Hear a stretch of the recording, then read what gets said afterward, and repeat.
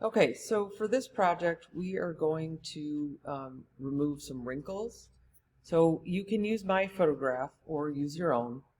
You decide. But if you're going to use this photograph, you're going to click on the wrinkles photo in Classroom. We're going to come up to the three little dots on the right here, open a new window, download it. Okay, click on that file that just downloaded. And if you just draw a box around it,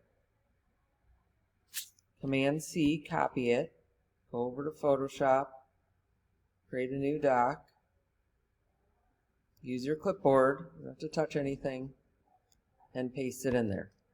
Okay, so there's my wrinkle guy. Okay, so like so many other things, we used to use the healing brush tool. But I played around with the remove tool, and I think that's a better option. So yes, we are going to use the remove tool. Okay, here's what you need to do. So first we need to create a new layer. So we're on our photo layer. We're going to create a new layer. We need to make sure that it's sample all layers. And we can click on remove after each stroke. And so basically, again, you want your brush size, so your brush size is up here, you want your brush size to be about the size of the wrinkles, and then we're just going to paint these guys away.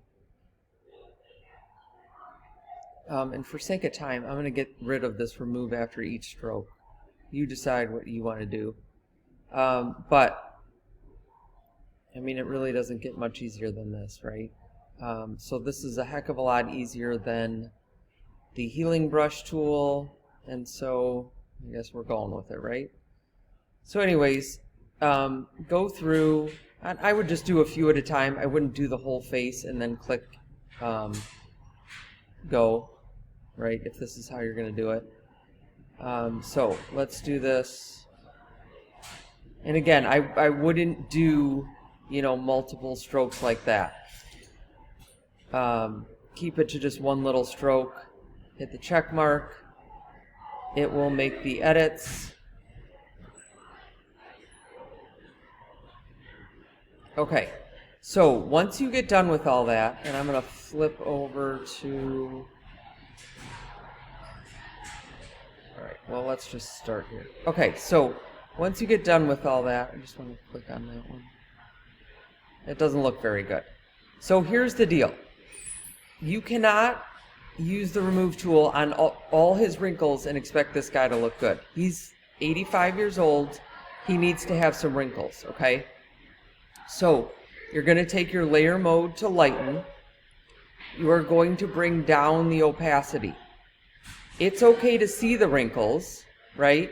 It's just we don't want them as deep. So let's turn this off and then back on, right? So they're a lot more subtle. So we're going to see some wrinkles. Otherwise, it looks like he had some major Botox and it doesn't look good. Okay, so that's all you need to do, but obviously the whole face. So you should have your photograph layer, a blank layer. Once you are all done, change it to lighten, bring down your opacity, and then, you know, you could turn this in. If you use my photo, just submit it, save a copy as a JPEG. If you use your own photo, turn this layer off, save this as a before, turn this on, save it as an after. Remember, the beauty of using this blank layer is if it doesn't look good, so say we did that and it looks awful, erase it, right? But you still have all this work that we did that's fine, just erase the part that looks not so good, do it again, okay?